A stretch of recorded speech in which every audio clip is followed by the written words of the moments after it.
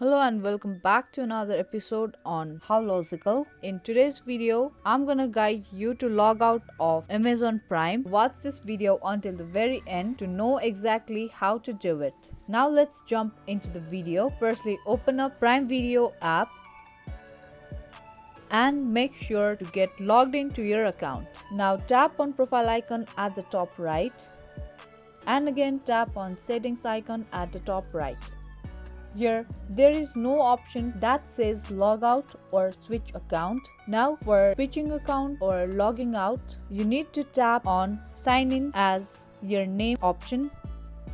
And there you will be able to see sign out button. Tap on sign out button to log out of your Prime Video account.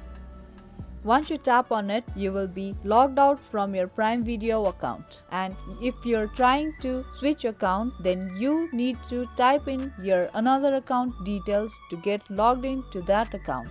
And that was the process to get logged out of Amazon Prime. I hope you enjoyed and found this video useful. If you did, then make sure to like and share this video and also subscribe to our channel. That's gonna be all for this video and I will see you in the next one.